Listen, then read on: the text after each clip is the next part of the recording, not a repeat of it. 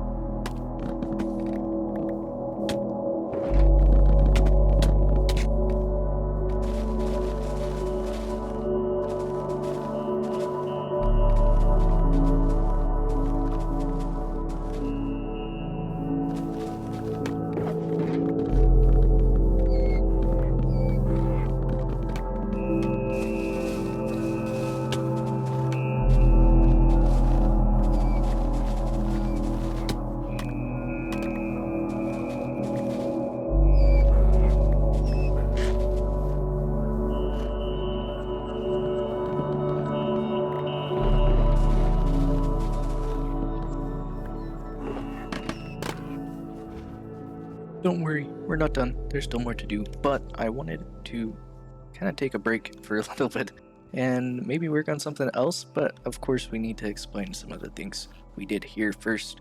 There's nothing too unusual over here, just some normal trees.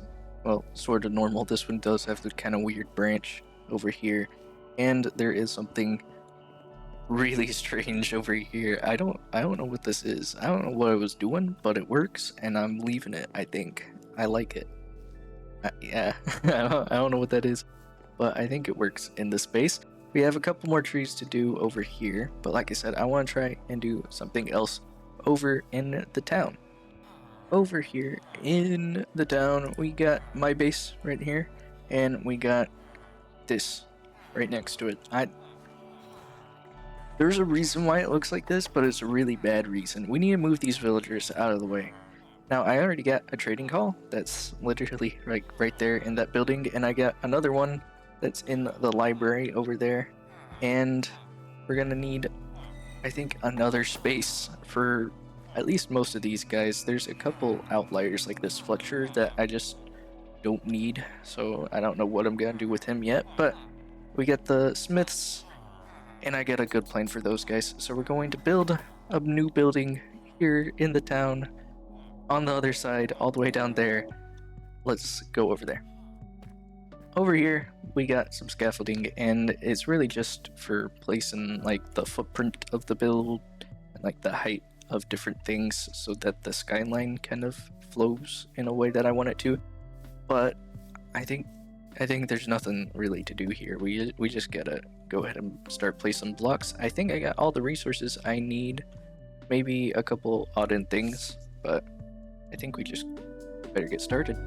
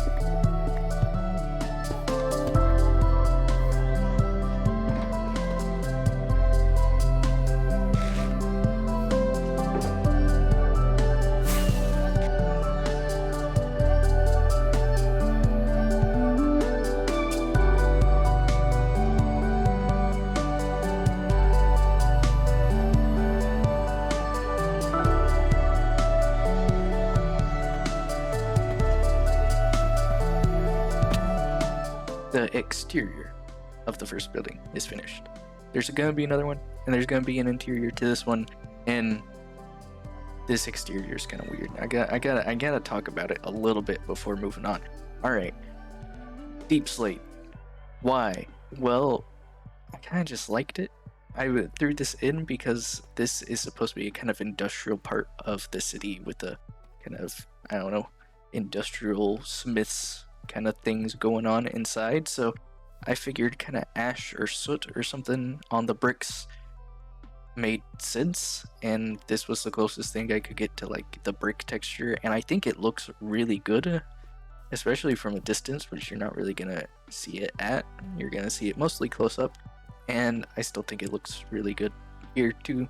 On the side, we also have this kind of what's meant to look like a metal roof, and it has the kind of like ridges in it a little bit, with the depth provided by actual physical depth and a little bit of light and dark contrast going on with the tuff and stone.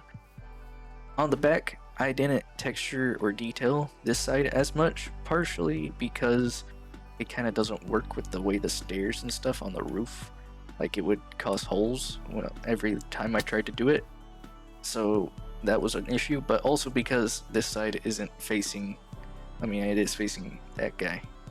Oh, speaking of that guy, it is facing that way, but I kind of didn't care to texture it anyway. So it's pretty low detail. It's getting dark. I'm gonna sleep and then do the interior, I think.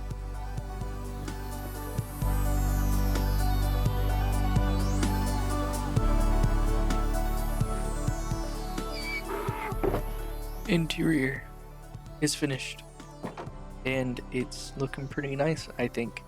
I added a few extra details that you probably didn't see yet. Got little like trapdoors, little buttons and stuff.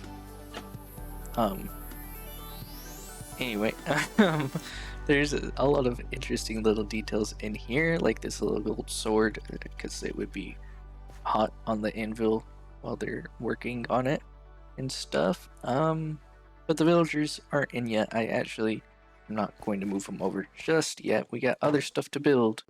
The other building that's going to go here. Oh, and I guess we should probably talk about the yellow grass. I threw this in kind of last second, and I really like it. Kind of gives off the idea that this is a little bit more run down and everything. It's just, I don't know. Yellow grass is just a great block that they added. I know it's technically dried grass or whatever, but it's yellow and it's grass. It's yellow grass. Anyway, we got another build that's going right here in this spot. It's actually going to kind of like go in the gap a little bit more, but I think we're ready to build it. I think I have everything in these shulker boxes, so we're gonna go ahead and, you know, build.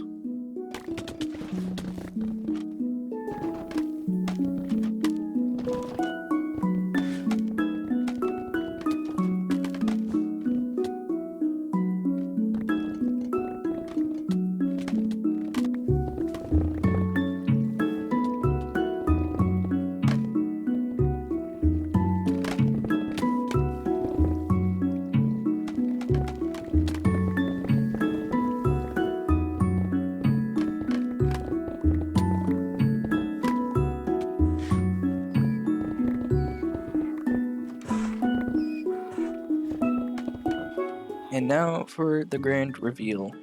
A brick building in a downtown area. Crazy, I know, but it actually has quite a few little details to it that are pretty interesting in my opinion.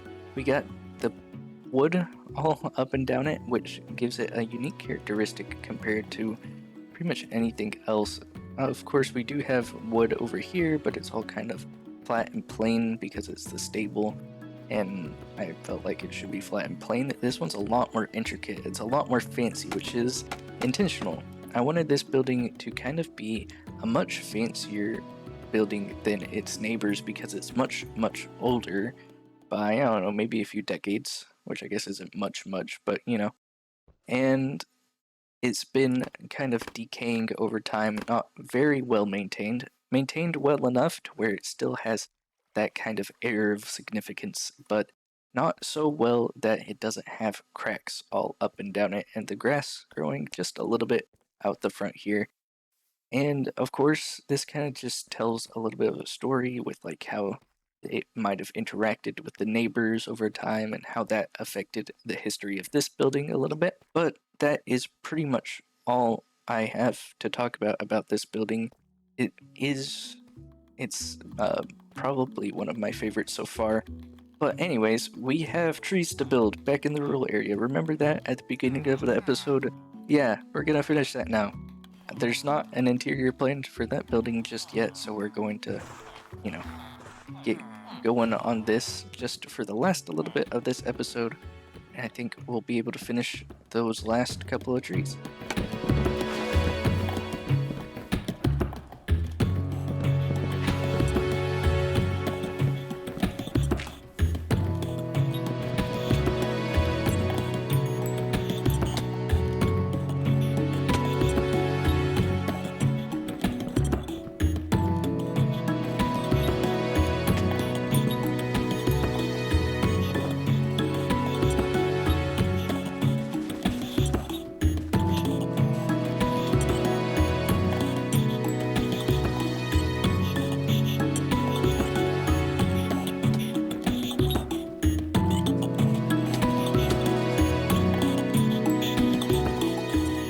Well, that's kind of awkward.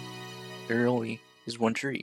I only needed one tree, turns out. I thought there'd be like a couple in this spot, but really with like the path here, I kind of wanted it to be a little bit more open in this spot and just needed one tree, which is kind of surprising a little bit. But anyways, it does mean that we are done with the trees in the rural area pretty much completely. There's still like the little ones or something like that to put in this area or different things to plan out, but you know, the trees are done for the most part, the big ones at least, and that's pretty special, I think. That guy probably doesn't think so. But I think we're pretty much going to call it for this episode. Next episode, I'm not really sure what we're going to get up to. This grass and detail stuff definitely needs worked out, so we might get into that. But I think we're going to end it here. So thank you guys all for watching, and God bless.